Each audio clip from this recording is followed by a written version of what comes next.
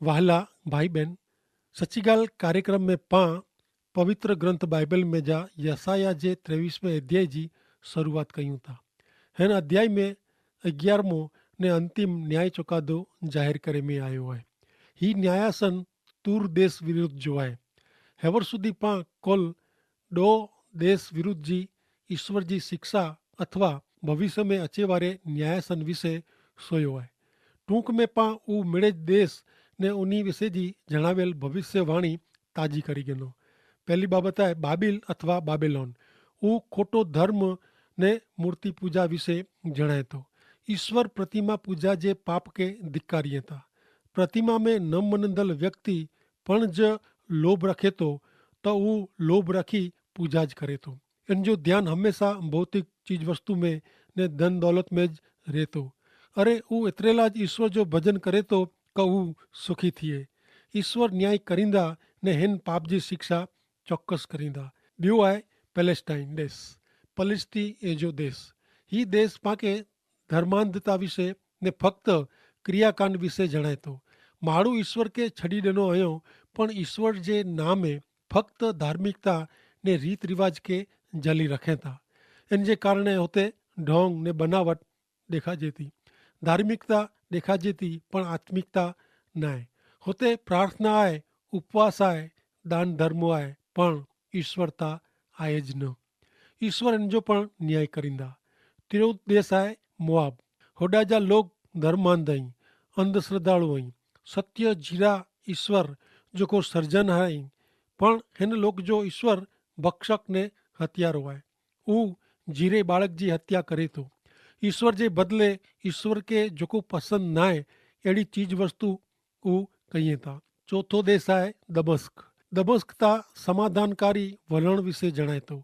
ईश्वर जे पक्षे न उभे रहे ने पाप ने ईश्वर के पसंद न वे अहिड़ी बाबत में समाधान करणो ईश्वर इन जो पण न्याय करींदा। Number 5 Ethiopia. भूखमरो ने गरीबाई विषय जणाए थो। अॼु ईश्वर जा पवित्र वचन आत्मिक रीते बुख्या लोक ई उन्हीं वटे खणीने वञे जो आहे। नंबर 6 मिस्र देश।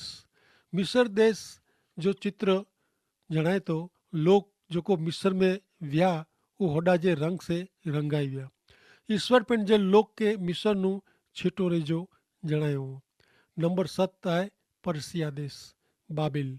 पर्सिया अॼु जी दुनिया जे भोग विलास विषय जणाए थो। नंबर 8 अदोम देश। अदोम देह अथवा शरीर विषय जणाए थो। अॼु माण्हू ईश्वर जी भक्ति करे जे बदिले देह पूजा करे थो। नंबर 9 अरबस्तान। ही देश लड़ाई विषय जणाए थो। अॼु दुनिया में 2 प्रकार जा लोक आहिनि। पहलो कबूतर जहिड़ा ने जेको शांति प्रिय आहिनि ने ॿिया ई लड़ाई करे वारा, विड़ंदल, झगड़ाड़ू माण्हू। प्रभु यीशु ख्रिस्त ते विश्वास करींदल व्यक्ति शांति में रहता। नंबर 2 संदर्शन जी खीण बेथलेहेम। अॼु राजकारण दुनिया जे सवाले जो समाधान न आहे, पण घणे लोग ईश्वर ते विश्वास न करे करता पिंड ते विश्वास कयूं था, राजकारण ते विश्वास कयूं था। 11मो नंबर आहे तूर देश जो। तूर व्यापार विषय जणाए थो। माण्हू हरेक बाबत में व्यापार करे थो ने पैसा लेखे थो। ત્યાં સુધી કે માણું ઈશ્વર કે પણ વેકાંદો ગણેલા તૈયાર થયો आहे। ईश्वर जो भजन करेला पण व्यापार करे थो। तूर शहर विषय जी भविष्यवाणी यसाया जो 23मो अध्याय जणाए थो। तूर व्यापार માટે जो જાણીતો શહેર वो ने दरिया जे मार्गे दुनिया जे देश સાથે ચીજ વસ્તુ जी નિકાસ કરીંદો वो। तूर મીણીનું પૈસે વાળો वो, મીણીનું વધુ ખરાબ પણ वो। होते घणे देश जा व्यापारी पण अचींदा हुआ ने घणे जात जे पाप में वाधारो थींदो हो। तूर के प्रबोधक यर्मिया पण ठपको ॾिले वे, लोठो हो। यर्मिया जो पुस्तक 25मो अध्याय ने 22 ने 27वीं कलम में लिखल है क सूरजा सीदोन जा ने दरिये जी उन पार जा बेट जा मेड़े राजा तू उन्हीं के चओ क सेना जो देव यहोवा इज़राइल जो देव चएतो क तलवार जेको आऊं वटे हलाईंदो इनसे ऊ पियो, मस्त बनो, मस्त बनी ओकियो ने छणी पो ने फेरी थी उथियो। यर्मिया 47मो अध्याय ने 4 कलम में पण चए था क अहिड़ो टाइम अचींदो कि जिन टाइम ते मिड़े पलिस्तीन के लूटे में अचींदा ने सूर ने सीदोन जा बची विया आहीं हू हरेक मददगार के कपी वेझे में अचींदा। एतिरे लाइ कि यहोवा पलिस्तीन के एतिरे दरिये जे कंधे ते अवल काफ़तौर जा बची विया आहीं उन्ही के नाबूद करींदा। योएल जो पुस्तक 3 अध्याय ने 4 થી 8 कलम में लिखल आहे कि हे तूर सियोन ने पैलेस सथ जा मिड़े प्रदेश आंके ने मूंखे कुरो आहे कुरो ऐं मूं ते वेर वारींदा ने जो ऐं मूं ते वेर वारींदा त झपाटे आऊं आंजो वेर आते ज पाछो वारींदो ऐं मुंहिंजो सोन रुपो गिनी ॻणो आहियो ने मुंहिंजी ख़ासी क़ीमती चीज वस्तु आंजे मंदिर में खणी विया आहियो।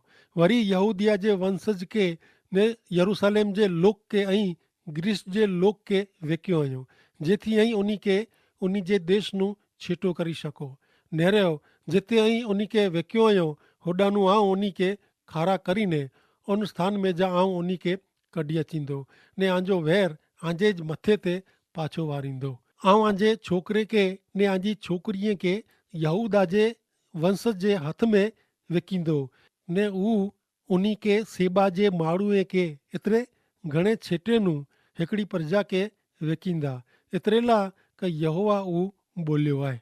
आमोस जो पुस्तक 1 अध्याय ने 9 ने 10 कलम में लिखल आहे कि यहोवा चवंदा कि तूर जे 3 वांक गुने जे कारणे हा 4 जे कारणे आऊं शिक्षा छॾी ॾींदो न उन्ही भाईबंदी जो करार यादि न रखियो सॼी प्रजा अदोम के सौंपी ॾिनो पण आऊं तूर जी रांग में अग्नि हलाईंदो ने हू इन जे महल के भस्म करींदा।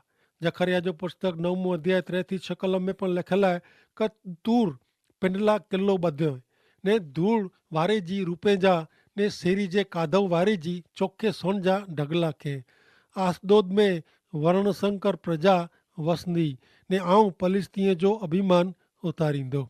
मित्र ही मिड़े भविष्यवाणी आहे तूर जी भविष्यवाणी घणे भारे आहे।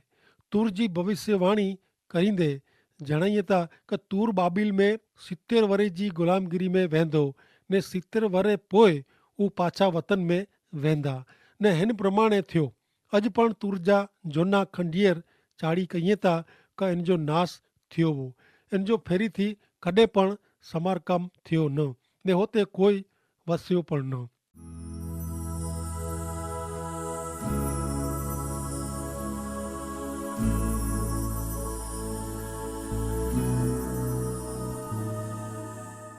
हाणे नेरियूं यसाया पुस्तक जे 23 अध्याय जी 1 कलम तूर विसे देववाणी हे तारसीस जा वहाण ऐं ॾोखी थियो एतिरे लाइ कि हू पायमाल थिया आहीं ने प्रवेश करे जी गोदी न आहे कितिम देश नूं अचींदे उन्ही के अहिड़ी ख़बर मिले थी तूर जे विनाश लाइ देवीय भविष्यवाणी जवाबदार हुई।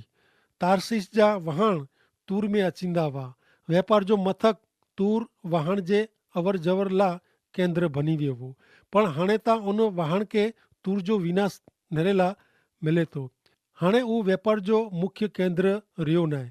मित्र पिंड के मिणी के चारे बाजुनूं साधन वारो मनदल व्यक्ति पण गमे उन टाणे पायमाल थई सके थो गमे अहिड़ी जाहो जलाली वी नवी जहिड़ी थी वञे थी।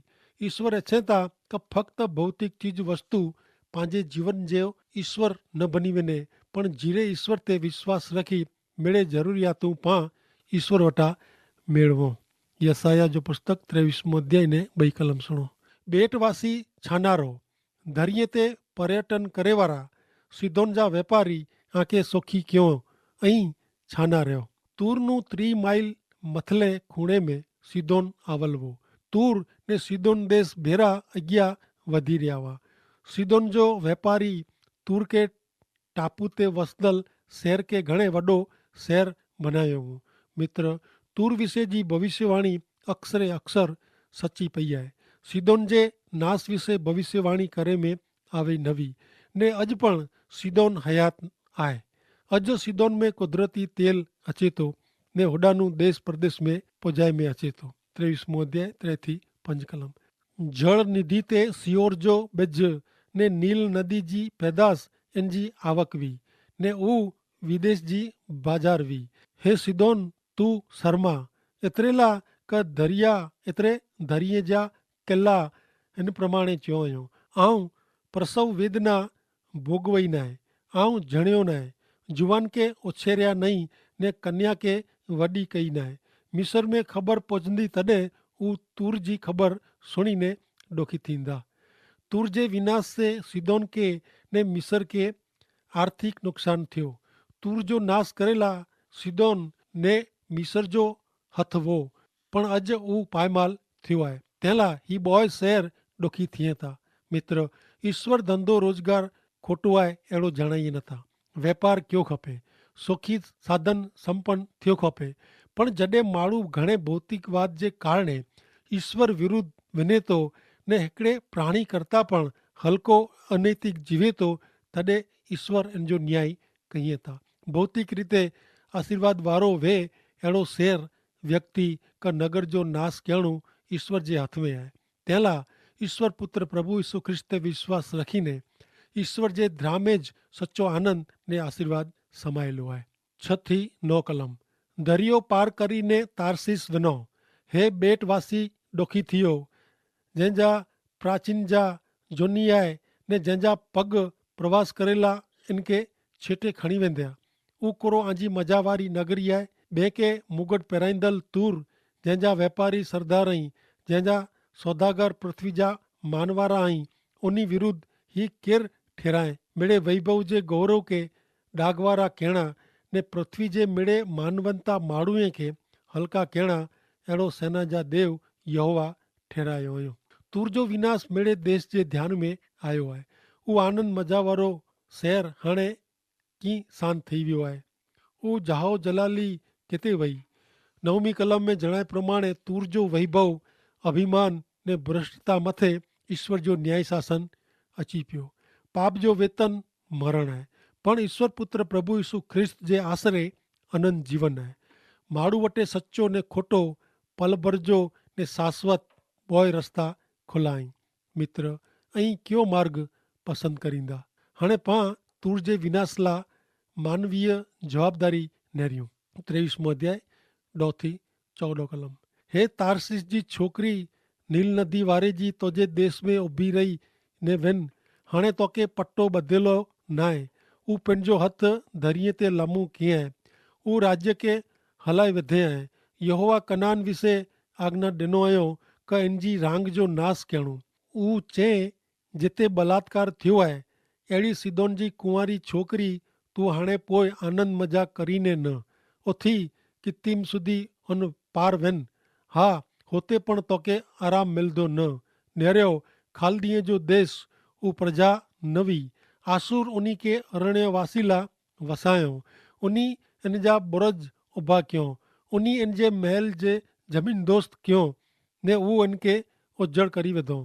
हे तारसीस जा वहाण ऐं ॾुखी थियो, एतिरे लाइ का जो किलो पायमाल थियो आहे। तूर खे यसाया 23 अध्याय में 3 प्रकार जे शहर तरीक़े जणाए में आयो आहे। 7वीं कलम में आनंदी नगरी ने कलम 8 में मुगट पहिरींदल नगरी ने कलम 11 में इनके व्यापारी नगरी तरीक़े जणाए में आवई आहे। 14वीं कलम में जणाए प्रमाणे तूर खे सीदोन जी छोकिरी तरीक़े जणायो हुयो। पण तूर जे विनाश से हाणे सीदोन ने मिस्र ॾुखी थी विया आहिनि। 13वीं कलम प्रमाणे खालदी लोक, आसुर लोक तूर जो नाश कयो ने तंहिं लाइ हाणे तारसीस जे वापारी खे रुने जो आहे। कहिड़ो मित्र, वैभव सुख जॾहिं विनाश में फिरी वञे थो, तॾहिं माण्हू टुटी वञे थो। माण्हू जेको ईश्वर करता भौतिक सुख, मानव जी मदद ने मात्र पृथ्वी पर जे दैहिक वाने ते आधार रखे था, इन लाइ नुक़सान सहन न थिए अहिड़ो थी पिए थो। पण ईश्वर इच्छे था कि पाण फक्त उन ते आधार रखूं ने गमे अहिड़े संजोग में उन जी इच्छा प्रमाणे जीवीने उन ते आधार रखूं, आधीन रहो। हाणे नेरियूं अॻियां 23 अध्याय जी 15 થી 18 कलम। उन ॾींहुं हिकिड़े राजा जे राजकारबार दरमियान एतिरे 70 वरे सुधी तूर बोलाए वञे। हू 70 वरे पूरा थींदा पोइ तूर खे वेश्या जे गीत प्रमाणे थींदो। हे भुली विया आहीं अहिड़ी वेश्या, वीणा खणीने नगर में फिर, होशियारी से वजा, घणे गीत गा जेथी तू यादि अचे। 70 वरे पूरा थींदा पोइ यहोवा तुर जी मुलाक़ात गिनदा। हू पंहिंजो पगार गिनेला पाछी अचींदी ने पृथ्वी पर जा मिड़े राज्य साथे वेश्या जो धंधो हलाईंदा। पण इन जी कमाणी, इन जो पगार यहोवा खे अर्पण थींदो। हू खजाने में भरांदो न ने रखी ॾिने में अचींदो न। एतिरे लाइ क इन जी कमाणी यहोवा वटि रोंदल ला थींदी का हू धराई ने खे ने ख़ासा कपिड़ा पहिरिए। तुर जो फेरी थी ऊभो थियणो हू थोरे अंसे पूरो थियो आहे। तुर खे 70 वरे लाइ ग़ुलाम बनाए में आयो हो ने 70 वरे पोइ तुर फेरी थी इन जो धंधो શરૂ કરે જોવો। હુ હિન ટાઈમે ધંધે में व्यभिचार કરીને વેશ્યા जो ધંધો કરે જોવો। અન બેરા પૃથ્વી જા વેપારી બેરા થींदा हुआ ने तंहिं लाइ हू अहिड़ो धंधो शुरू कए। प्रिय मित्र, पाप से कहिड़ो ॾुखी परिणाम अचे थो। 70 वरे जी भयंकर शिक्षा पोइ पण फेरी थी सरखा थिए जे बदिले हिन नगर जो रोज़गार कहिड़ो विचित्र थी वञे थो। ईश्वर पंहिंजे जीवन खे आशीर्वादित करेला मंगे था, पण पंहिंजी ख़राब ने अयोग्य इच्छा खोटे निर्णय से ख़राब परिणाम अचनि था। अचो मित्र, हाणे पाण 24वें अध्याय जी शुरूआत कयूं। हिन अध्याय में मित्र पाण खे घणे महत्व जी बाबत जणाए में आई आहे। हेवर सुधी जे कार्य में पाण ईश्वर जो अलॻि अलॻि देश पर जो न्यायसन नेरी विया त पाण खे सामान्य रीते सवाल थिए थो कि ईश्वर कुलाए पंहिंजो अहिड़ो न्याय चुकादो जणाइए था। यसाया जे 24वें अध्याय में ईश्वर जे न्याय चुकादे जो हेतु ज़ाहिर करे में आयो आहे। ईश्वर पाप जे कारण सॼी दुनिया जो न्याय कईए था। पृथ्वी जा सृजनहार ईश्वर आहिनि ने हू पंहिंजे जीवन जो हिसाब गिनदल आहिनि। पंहिंजो न्याय करणो ईश्वर जे हथ में आहे, कारण हू पंहिंजा सृजनहार आहिनि। यसाया 24वें अध्याय जी भविष्यवाणी अचे वारे भयंकर आफ़त ने विपत्ति काल विषय जणाए थी। ईश्वर सॼी दुनिया जो छिलो न्याय चुकादो ज़ाहिर करींदल आहिनि। अहिड़ो यसाया 24वें अध्याय में जणाए में आयो आहे। हेवर सुधी पृथ्वी में माण्हू जेको थी विया ने अंतकाल सुधी पृथ्वी ते हिकिड़ी व्यक्ति जो न्याय ईश्वर पुत्र प्रभु यीशु ख्रिस्त करींदा। इन में जा कोई छटकी सघंदो न। हुते कोई निर्दोष दोषित ठहंदो न ने कोई दोषित एतिरे का वांक वारो निर्दोष ठहंदो न। सुनो यसाया जी 24वें अध्याय जी पहली 6 कलमूं। नेरियो यहोवा देव पृथ्वी के खाली करीने इनके उजड़ कईए था ने इनके उथलाईने इन जे रहवासी के वेर विखेर करी वझे था। जहिड़ी लोक जी तहिड़ी याजक जी, जहिड़ी चाकर जी अहिड़ी ज इन जे सेठ जी, जहिड़ी दासी जी अहिड़ी ज इन जी सेठाणी जी, जहिड़ी करींदल जी अहिड़ी ज विकिंदल जी, जहिड़ो उधार ॾींदल जी अहिड़ो ज उधार गिनदल जी ने जहिड़ी लहणदार जी अहिड़ी ज इन जे लहणदार जी हालत थींदी। पृथ्वी खाली कराए में अचींदी, चौकस खाली कराए में अचींदी ने पृथ्वी लुटांदी ज लुटांदी। एतिरे लाइ क यहोवा हू वचन बोलिया आहिनि। पृथ्वी रुए थी, ॾुखी थिए थी ने सुकाई वञे थी। दुनिया चमराई ने सुकाई वञे थी। पृथ्वी जा ख़ानदान माण्हू सुकाई वञे था। वरी पृथ्वी इन जे रहवासी जे पाप जे कारण ख़राब थी आहे। एतिरे लाइ का उन नियम तोड़ियो हुयो, विधि जो नकार कयो हुयो, सनातन हमेशा जो करार तोड़ियो हुयो। तंहिं लाइ श्राप जे कारण पृथ्वी नबरी थी वई आहे ने इन जा रहवासी अपराधी ठहिरिया आहिनि। तंहिं लाइ देश जा रहवासी ॿरी ने खाक थी विया आहिनि ने घणे थोरा माण्हू बाक़ी रहिया आहिनि।